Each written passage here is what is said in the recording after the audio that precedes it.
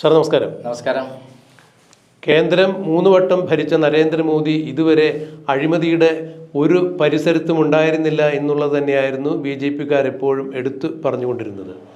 രാഷ്ട്രസേവനം എന്ന് പറഞ്ഞു കഴിഞ്ഞാൽ മാതൃപൂജയാണ്, മാതൃഭൂമിക്ക് വേണ്ടി ജീവിക്കുക എന്നുള്ളത് തന്നെയായിരുന്നു മോദിയുടെ രാഷ്ട്രീയ സിദ്ധാന്തം. എന്നാൽ ഇതുവരെയും 3 വട്ടം മോദി ഭരിക്കുമ്പോഴും അദാനിക്ക് വേണ്ടിയോ അല്ലെങ്കിൽ അംബാനിക്ക് വേണ്ടിയോ അങ്ങനെയുള്ള കോർപ്പറേറ്റുകൾക്ക് വേണ്ടി ഭരിക്കുന്നു എന്നുള്ള ഒരു പരാതിയല്ലാതെ മോദിയോ അല്ലെങ്കിൽ മോദിയുമായി ബന്ധപ്പെട്ട കേന്ദ്രങ്ങളിൽ അഴിമതി ആരോപിക്കാൻ പ്രതിപക്ഷത്തിന് പോലും സാധിച്ചിരുന്നില്ല, അഥവാ അത്തരം തെളിവുകളൊന്നും കൊണ്ടുവരാൻ സാധിച്ചിരുന്നില്ല. ഇന്നിപ്പോൾ മോദിയുടെ അഭിമാന പദ്ധതി എന്നൊക്കെ വിശേഷിപ്പിക്കപ്പെട്ടിരുന്ന അയോധ്യ രാമക്ഷേത്രത്തിൽ വന്നിരുന്ന കോടിക്കണക്കിന് രൂപയുടെ സ്വർണവും വെള്ളിയുമെല്ലാം ആ ട്രസ്റ്റുമായി ബന്ധപ്പെട്ട ചില ആളുകൾ അമക്കിയിരിക്കുന്നു. ഇതിൽ പ്രതിഷേധിച്ചുകൊണ്ട് ഉത്തർപ്രദേശ് അടക്കമുള്ള നിരവധി സംസ്ഥാനങ്ങളിലെ MP-മാർ ഏതാണ്ട് 60 പേരാണ് എന്നുള്ളതാണ് അനൗദ്യോഗികമായി പുറത്തു വരുന്ന വിവരങ്ങൾ. ഇവർ മോദിക്കെതിരെ തിരിയുന്നു എന്നുള്ള ഒരു വാർത്ത തന്നെയാണ് പുറത്തു വന്നുകൊണ്ടിരിക്കുന്നത്. ഇതിൽ പ്രധാനമായും ചുക്കാൻ പിടിച്ചിരിക്കുന്നത് ഉത്തർപ്രദേശ് മുഖ്യമന്ത്രിയായ BJPയുടെ രണ്ടാമത്തെ നിരക്കിലെ നേതാവ് അല്ലെങ്കിൽ നാളത്തെ പ്രധാനമന്ത്രി എന്നൊക്കെ വിശേഷിപ്പിക്കപ്പെടുന്ന യോഗി ആദിത്യനാഥിൻ്റെ കരങ്ങളുണ്ട് എന്ന് തന്നെയാണ് പറയപ്പെടുന്നത്. അതായത് മോദി ആദിത്യനാഥ് തമ്മിലുള്ള ശീതസമരത്തിൻ്റെ ഭാഗമായി തന്നെയാണ് ഇപ്പോൾ ഇത്രത്തോളം MP-മാർ മോദിക്കെതിരെ തിരിഞ്ഞിരിക്കുന്നത് എന്നുള്ള വാർത്തകൾ കൂടി പുറത്തു വരുന്നു.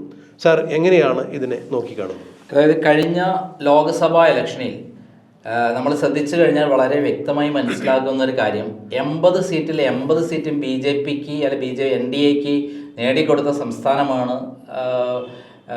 ഉത്തർപ്രദേശ്. എന്നാൽ കഴിഞ്ഞ തവണ അവിടെ അത് അട്ടിമറിഞ്ഞു. 39 MP-മാരുണ്ടായി. അതിൽ കോൺഗ്രസ്സിന് റായ്ബറേലിയിലും അമേത്തിയിലടക്കം വൻ വിജയമുണ്ടായി. മോദി തന്നെ അവിടെ വാരാണസിയിൽ 6 റൗണ്ട് പിന്നിലായിരുന്നു. ഇപ്പോൾ മോഡിയെ പോലും ഞെട്ടിച്ചുകൊണ്ടാണ് അവിടെ അട്ടിമറികൾ നടന്നത്. ഇത് SP-യുടെയും കോൺഗ്രസിൻ്റെയും ഒന്നും ഇതുകൊണ്ടല്ല.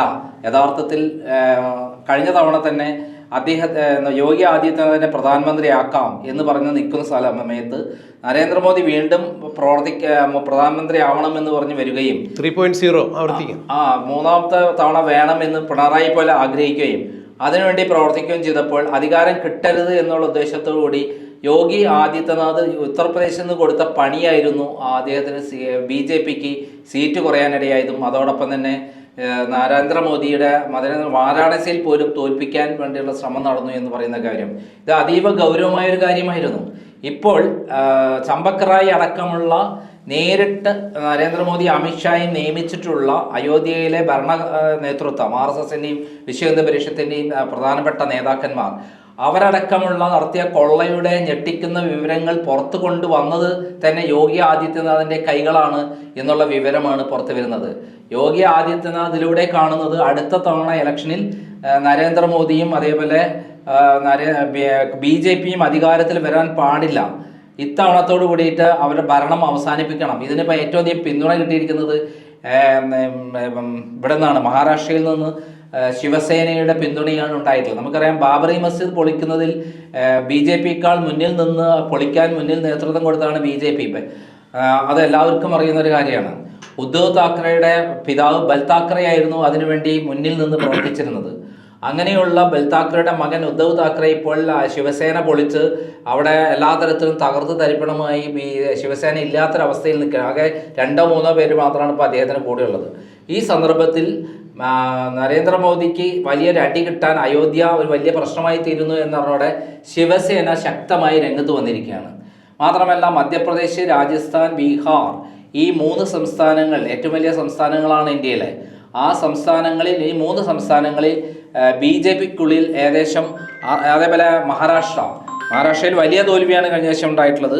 ഈ 3 സംസ്ഥാനങ്ങളിൽ വലിയ തിരിച്ചടി കൊടുക്കാൻ BJP നേതൃത്വത്തിനുള്ളിൽ വലിയൊരു വിള്ളലുണ്ടായിരിക്കുന്നു. നരേന്ദ്രമോദിയെ എങ്ങനെയെങ്കിലും ഈ അയോധ്യ പ്രശ്നത്തിൻ്റെ പേരിൽ താഴെ ഇറക്കണം എന്നുള്ള ഒരു പ്ലാനും പ്രവർത്തനവുമാണ് ഇപ്പോൾ പ്രവർത്തിച്ചുകൊണ്ടിരിക്കുന്നത്. അതിൻ്റെ പേരിലാണ് അജയ് റായ് അടക്കമുള്ള ഉത്തർപ്രദേശിലെ കോൺഗ്രസ് MP-മാർ, സംസ്ഥാന പ്രസിഡന്റ് അടക്കമുള്ള ആളുകൾ സ്ഥലം സന്ദർശിക്കാൻ വന്നപ്പോൾ അവരെ തടഞ്ഞു വെക്കുകയും അത് വലിയ വാർത്തയാകുകയും ചെയ്തു. നാഷണലായിട്ട് അത് വലിയ ഇഷ്യൂ ആക്കുക, അതോടൊപ്പം ഇതുപോലുള്ള ആളുകൾ വരുമ്പോൾ തടഞ്ഞു വെക്കുക, അതിലൂടെ ഇഷ്യൂ ഉണ്ടാക്കുക, അത് നാഷണലായിട്ട് പ്രശ്നമുണ്ടാക്കുക, ഏറ്റുമുട്ടലുണ്ടാക്കുക, അങ്ങനെ അയോധ്യ പ്രശ്നം കത്തിക്കുക എന്നുള്ള ലക്ഷ്യമാണ് യോഗി ആദിത്യനാഥിനുള്ളത് എന്നുള്ളതാണ് ഇപ്പോൾ ഏറ്റവും പുറത്തു വരുന്ന വിവരം.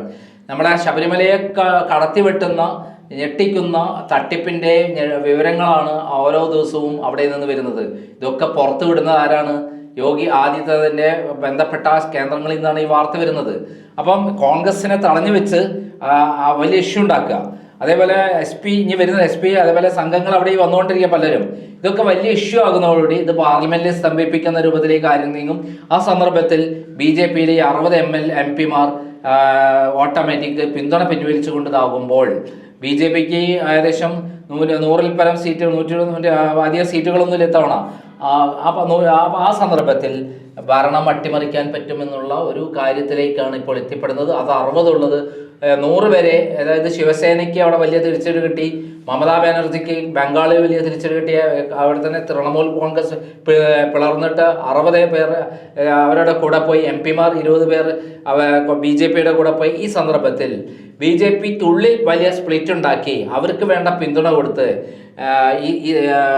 ഡൽഹിയിൽ പാർലമെന്റിൽ മോദിയുടെ പിന്തുണ അവസാനിപ്പിക്കുക, മോദി ഭരണം അവസാനിപ്പിക്കുക എന്നുള്ള തന്ത്രമാണ് യോഗി ആദിത്യനാഥ് പയറ്റുന്നത് എന്നുള്ള ചില വിവരങ്ങളാണ് UPയിൽ നിന്ന് വരുന്നത്.